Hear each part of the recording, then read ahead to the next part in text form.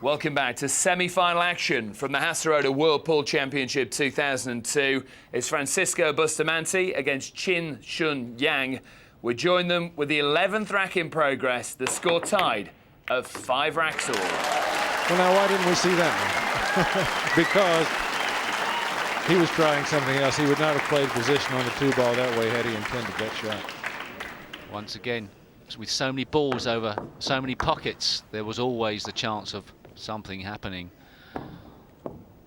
Did he play it? Did he play the long bank past the blue 2? Does it really matter now? What it does matter is that Bustamante is still in heaps of trouble. He would love to come off the back cushion to perhaps snick this blue 2 in, but the brown 7 is in the way. He has got to be very careful of scratching into the pocket after hitting the blue 2. He has very little room for manoeuvre. I tell you, Steve, I look for him to kick into this and just move the 2 back out into this, the middle of the side rail, and send the cue ball this way. If there is enough room to kick round the back of the 3, there is the possibility once again of knocking that 5 in. But the 3 ball is going to be moved into play as well. He's going to have to do a little bit of hoping here. Can he pot the blue 2? I don't think there's enough room to squeeze past, flicking a little bit of side spin onto the blue 2 without colliding with the red 3. A simultaneous hit is okay. Hit the red 3 first, obviously, is a foul. Referee should be very close to the action here. I don't know where he is around the table. Needs to be able to make a decision on this. There's no way Bustamante is going to be hitting the left-hand side of this shot of the blue. Keep your eyes firmly fixed on that 2 and 3. Not enough room to pot it, certainly. Perhaps enough room, as you say, just to kick across the face, send the blue 2 fractionally up this left-hand side cushion, and play a containing safety. Here we go. Well, he's made his decision. Now he's backed out of it. This is a very uncomfortable shot. It's an almost certain run out for Yang should he fail. Oh, he almost made it. Now let's see if... No, the 3-ball does not come into play. Yang has an open shot and will almost certainly clear this table. So close. It didn't look like there was enough room to squeeze the cue ball between the blue 2 and 3, but there was. He had a little bit more room to play with, but not much. That was an excellent attempt.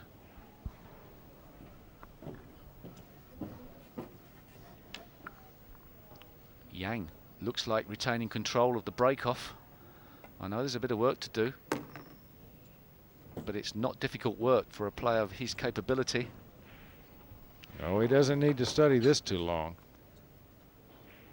Very obvious play here. Been playing for roughly an hour now, I would imagine, in total playing time. We've had getting on for 11 racks of 9-ball. 5 to 6 minutes a rack. It's been pretty free-flowing stuff. Yeah, the balls have been coming apart off the break nicely and not presenting a whole lot of headaches for these players. This has been the most problematic rack so far. That's right. Some great shot making, some near misses. Yang comes out in front of the tactical battle, albeit with a bit of luck. Smashes his chalk down on the table. For what reason? Well, perhaps a lapse of concentration in the positional side, but no real problem with the clearance. We saw him doing that against Johnny. He'd make a perfect shot, or what looked like a perfect shot, and slam his chalk down because maybe he missed it by a stamp width of position. Don't you just hate perfectionists?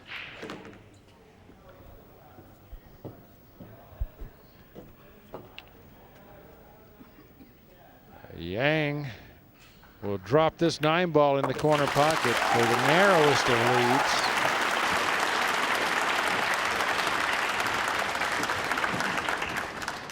Well, let's move now on to the 15th rack. The score is tied at 7-7.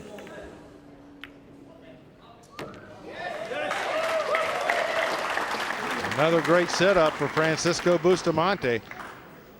The Here's another look. Wasn't the only ball he made off the break. He made the black 8 straight into the corner pocket, so he was always safe. He was just then concentrating on where that 1 went in relation to the Well, and this sets up so well. The cue ball is going to be floating right down toward the 2 ball naturally, and then it's a stop shot for the 3. What price Yang coming back to the table? You know, as long as Francisco keeps betting, breaking them like this, you can't like Yang's odds. what a cruel game this can be. A player as good as Yang has played all week, hoping for a bad break, because it doesn't look to be another way he's going to get to the table at the moment. Bustamante, of course, will start to get a bit nervous as it gets closer to the finishing line. But he's proven that he's a great winner and he knows how to win. So this break-off becoming all important. I think we've just answered the question about what's the most important shot in 9 ball. It's definitely the break.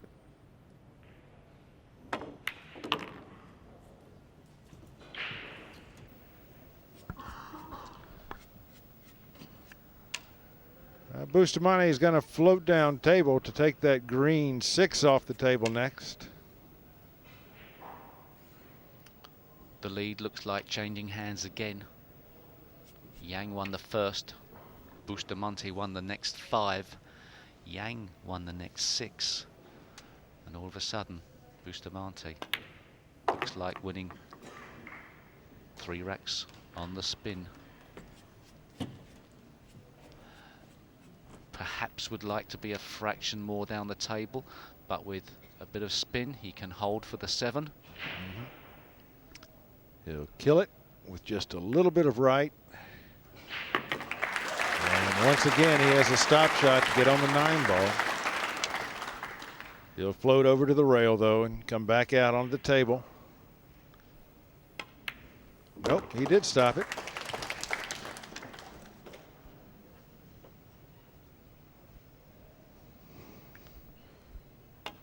Bustamante now ahead in our match.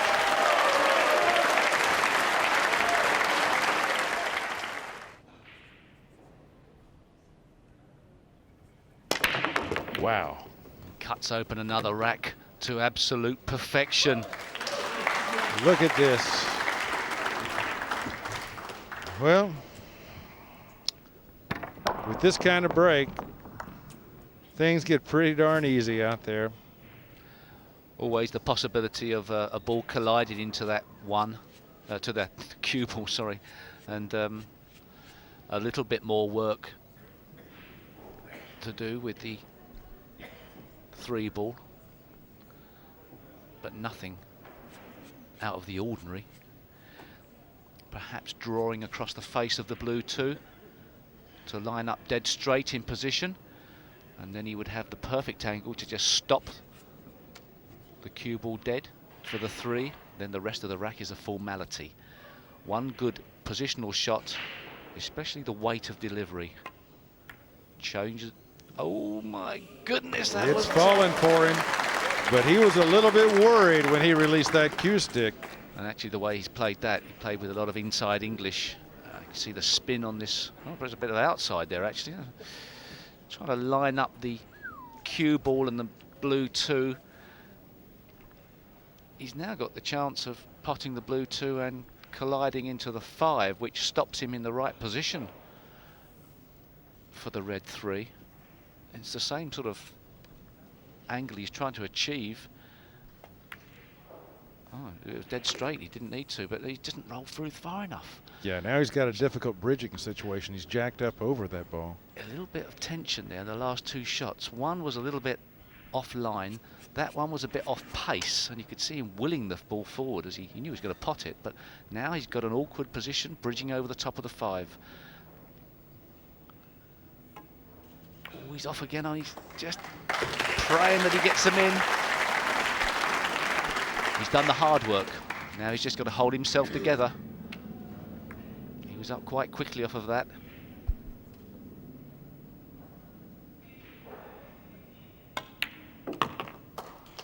Forcing the cue ball forward to come up right in line with the 5 ball to take it into the side pocket.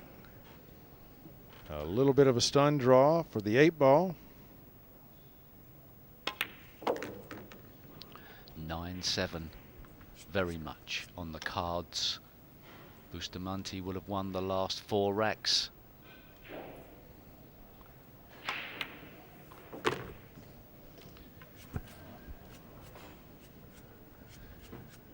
Not much in the way of defense with these two. A true offensive show on both sides of the felt.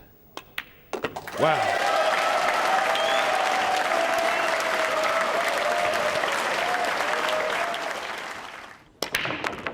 Another superb break. The cue ball's been kicked out of position. The 1 goes in. No, it doesn't. It stays over the pocket. Everything looks to be, dare I say it, a formality. What an amazing match this is turning out to be. I think the balls have picked a favorite. The balls are going quite nicely. You can always create a problem at 9-ball pool with a poor positional shot. As you can see, that 3 and 5 close to the cushion. But from the position on the side cushion and where the blue 2 is, there are many options to get on the 3-ball, as long as you don't get dead straight on the 3-ball. He liked that, or did he? Well, he's got options now to screw back across the face of the 5 and the 3 for the 3 into the top left-hand pocket.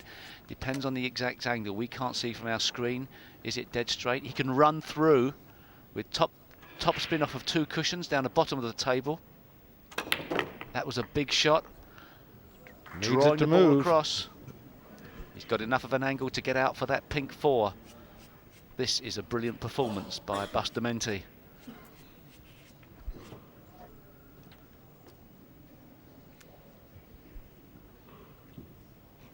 Bustamante taking a look at the path he wants the cue ball to take off of the 4 to come back for the 5. Building up to some 30-odd balls without reply. Bottom right English will bring this well. I don't think he definitely did not want to hit on that side of the 5. He might have wanted to move it from the other side and use it to force the cue ball down table, but a bit of a blip in his game. Well, I'm not sure there what was happening. He needed to get the cue ball out into the middle of the table. It didn't look like he wanted to collide with the 5, but as it's happened, it's probably helped him in his clearance of the rest of the table. He's got to spin this around. Didn't need to spin it. It's just going a bit further than he wanted. He doesn't want this ball on the cushion because the angle of this, the path of the cue ball after playing with a 5 means that it's going towards the bottom pocket. So jacking up, digging down, putting some backspin on the ball, struck perfectly. You don't see Yang getting out of his chair. He has to pray for a miracle. There's just nothing he can do. This man, Francisco Bustamante in control, and Yang just has to sit there, hope for a miscue or some balls that roll up together tough. He'd love to be the recipient of a tough safety right now, just to have a chance to get back to the table, have some sort of hope.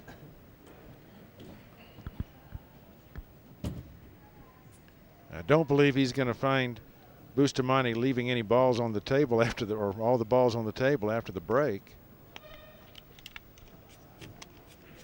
Francisco hasn't seemed willing to do that tonight.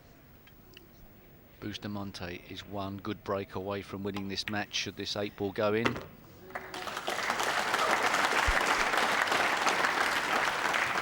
And he will know that the final break-off could be the most important one. Will it put any pressure on him?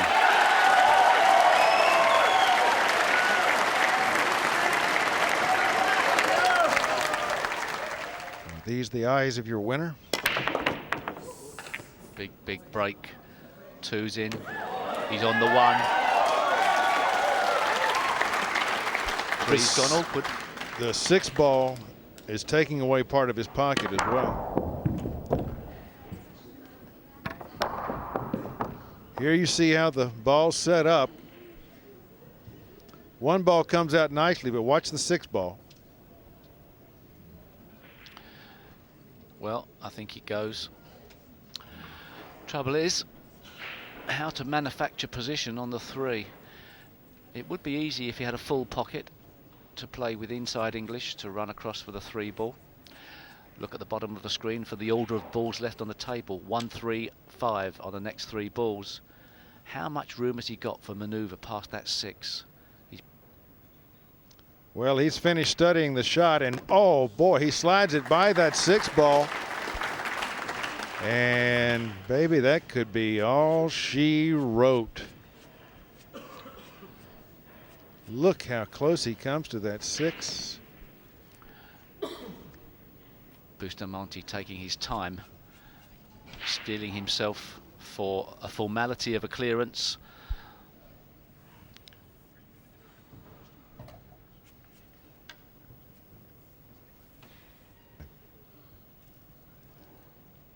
The balls are in all open positions. The 3 is not a problem down the rail. It seems as if it is a formality. Yang has not been out of his chair for 6 racks. Bustamante is queuing like a dream. Well, very possibly the finest match of 9 ball that I've ever watched. Certainly it's been a long time since I've seen a display like this from 2 men. Neither one had any give up in them, and it was just a matter of who was destined to stay at the table longest, and that happened to be Francisco.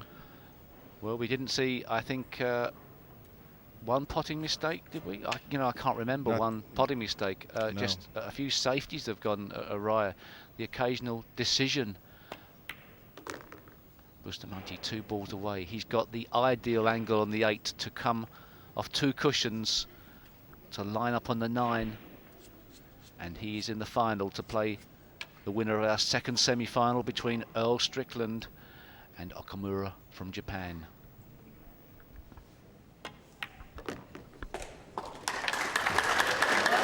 Bustamante overcooked this one a little bit, but I don't think it's going to give him any problem.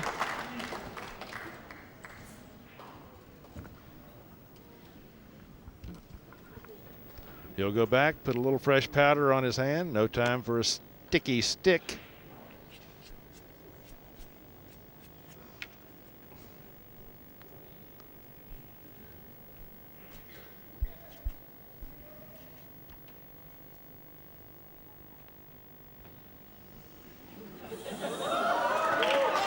You can't blame him for taking his time. A big shot. That aiming point has to seem extremely tiny. Bustamante's done it. He's gone through to the finals, defeating Ching-Shun Yang 11-7.